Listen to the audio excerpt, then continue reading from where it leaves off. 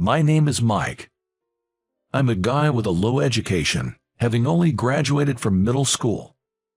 The US used to be called a meritocratic society, but I'd think fewer people care about that nowadays.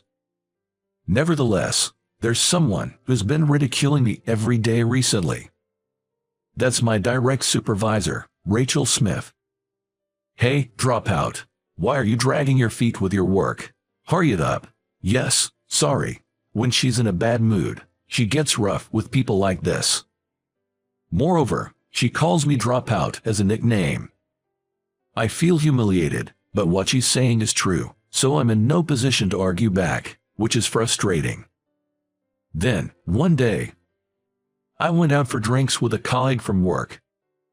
Everyone, not just me, is fed up with our female boss's haughty attitude. Man, she's so annoying. I'd really like to get back at her. One of my colleagues even said something dangerous like that. Rachel is turning 50 this year, and I wonder if she's getting irritable because she's reaching menopause. If she'd just keep quiet, she'd actually be pretty. Well, she is an older lady though. My colleagues laughed loudly. My colleagues seemed to get more vulgar as they drink more, and the canned chalk really got the place going. Indeed, Rachel is a beautiful woman with a good figure and a pretty face. She must used to be quite popular when she was younger. In fact, she married in her 20s and has one child. Well, I admit she's beautiful, but she has a difficult personality, I guess. I can imagine living with someone like that. If it's like the company atmosphere at home, she'd definitely be divorced by now. But Mike, you always get chewed out by Rachel. She mocks you with dropout. It must really get to you, right? Well, yeah, but I'm used to it. I've been told enough times that dropout is a degree for those who lack motivation. To relieve my stress, I just kept drinking. All right, let's hit the next spot. My colleagues were red in the face, putting their arms around each other and making a racket. We had a surprisingly good time, so we decided to go to a nearby bar. But at this point, they were pretty drunk and I couldn't help but wryly smile at the thought of whether they'd be okay. Excuse me, check, please. One of my colleagues took care of the bill, so I gave my bill to him and went outside for some fresh air. The cool night air felt good against my flushed skin. Maybe I'll go somewhere cooler. That's what I was thinking when I walked a little away from the bar. And then, bam! I ran into Rachel, the one who ridicules me every day. I was taken aback.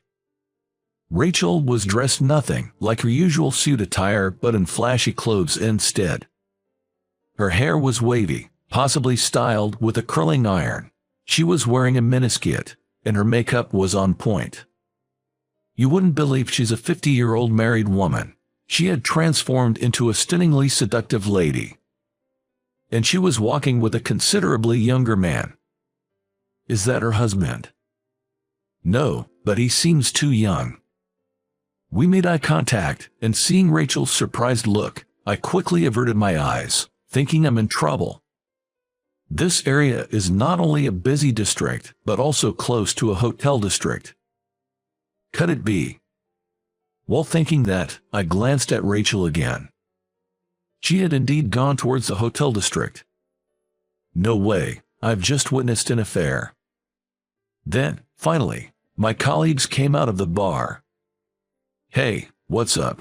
Did you run into someone you know? I was taken aback by my colleague's perceptiveness, despite being drunk. No, it's nothing. Sorry, I think I've had too much to drink. I'm gonna head home.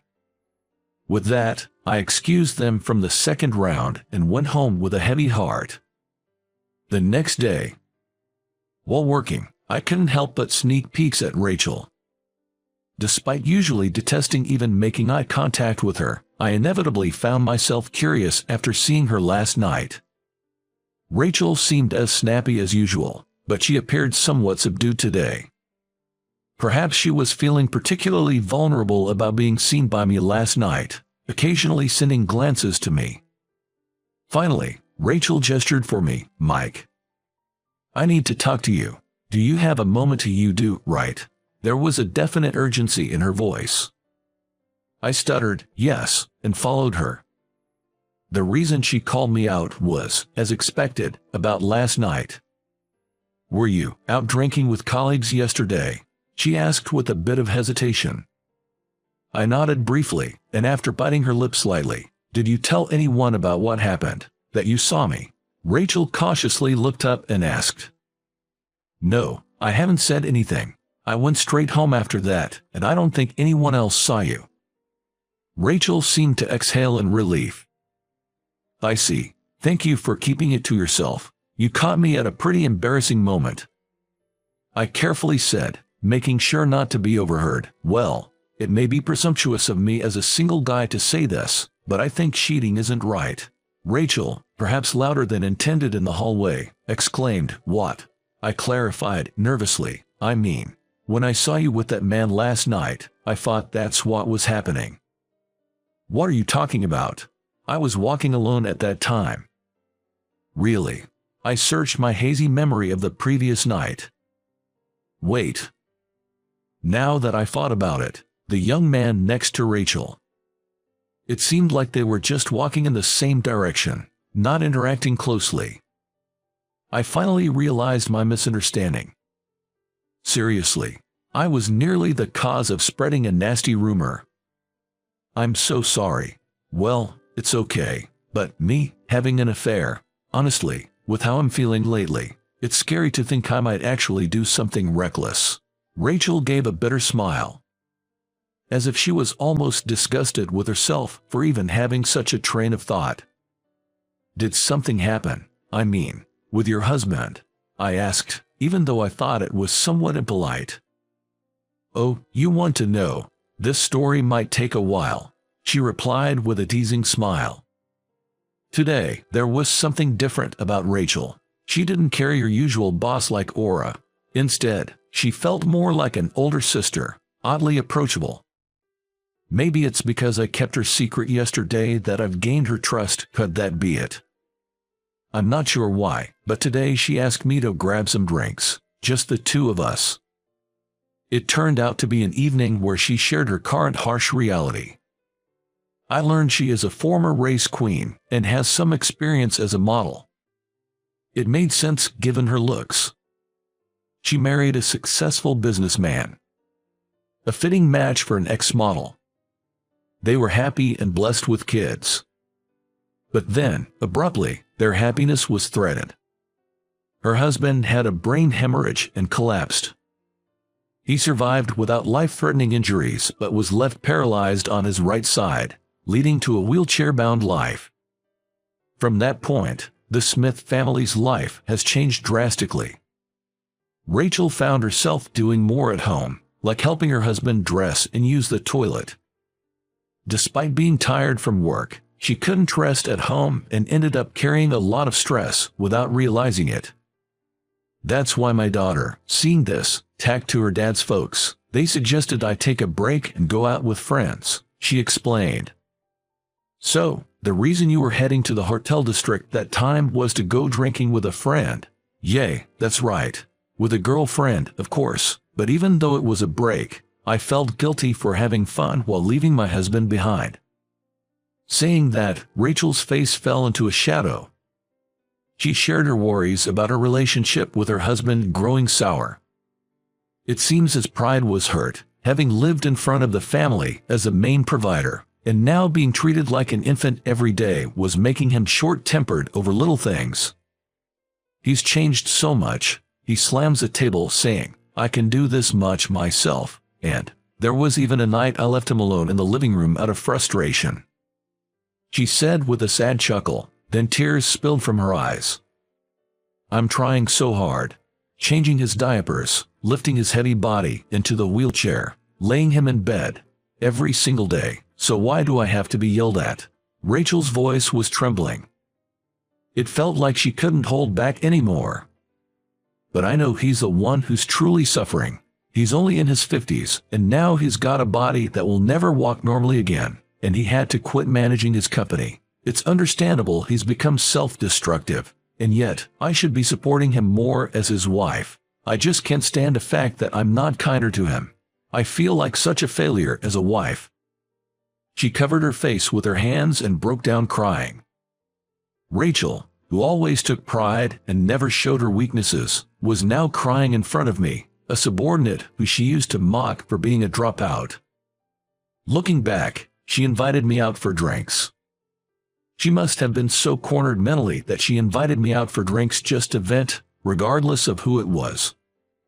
Rachel apologized to me, saying, "I've been such a terrible boss," regretting taking out her personal issues on everyone lately.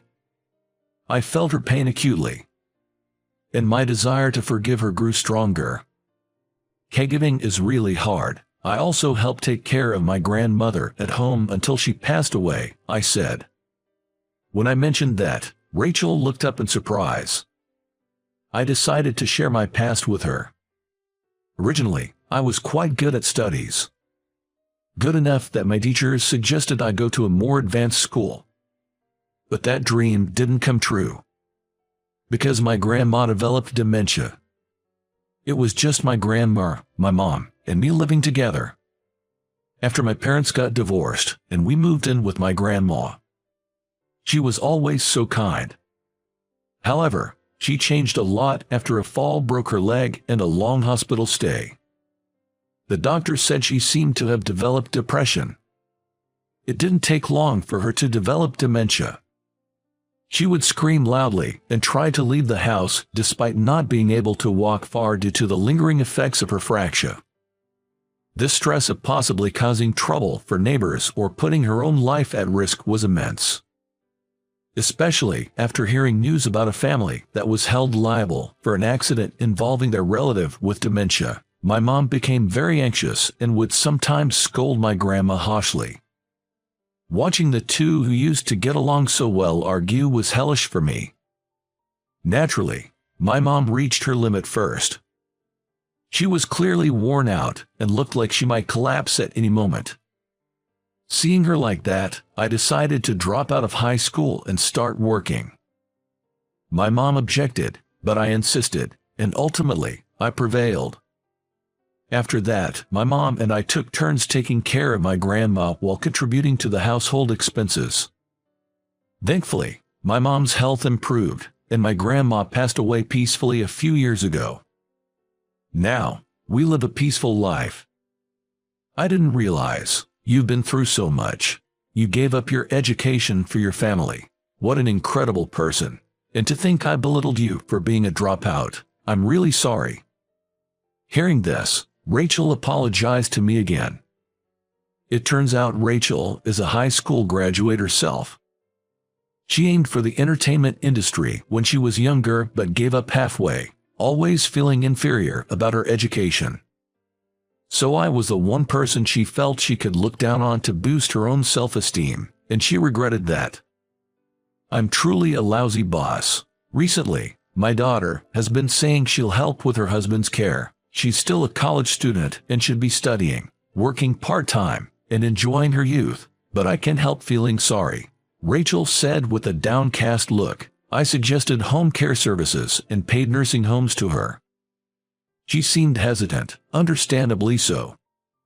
I understand the reluctance to place a long-time husband into a shared living facility with strangers. I get the hesitance. It's the internal conflict about whether it's okay to abandon family so easily. So, I gave some heartfelt advice. Actually, my grandma was in a nursing home just before she passed. At first, my mom and I were hesitating about entrusting her care to others, too. The guilt of neglecting a loved one's care. But it's true that it also eased our minds. I wondered if feeling relieved meant I didn't love her. But then I remember what a caregiver told me. Maintaining a certain distance is important. Being with even the most beloved person can be tough. So, using care services isn't bad at all. Please, don't bear this alone, Rachel, and ask for help. After my long spiel, Rachel's tears started to flow again. Thanks for sharing. I'm glad I could talk to you, Mike, she said, thanking me over and over. Afterward, my boss returned to her usual self, and she started to smile more gently. It seems that using home visit services significantly reduced her stress, and her relationship with her husband improved. Her husband, being a successful businessman, had savings, so financially, it was easy to afford care services. Some people can't use care services even if they want to because they don't have the money. Rachel is very lucky in that sense. Thanks to you, Mike, my daughter is also enjoying her college life. You really saved our family. You are truly the Smith family's savior. That's an exaggeration, but I'm glad I could help a bit. As I said that, Rachel looked intently at my face. By the way, you're single, right, Mike? Seeing anyone? What? Yes, I'm single now though. Then Rachel clapped her hands. That's perfect. When I told my daughter about how caring you were with the elderly care stuff, she got interested in you. If you don't have a girlfriend, maybe I should introduce you to her, she said, showing me a photo of her college-age daughter, making me all awkward. Oh boy. The daughter of my boss. That's intimidating. But she's quite pretty. I crossed my arms, wondering what to do, conflicted.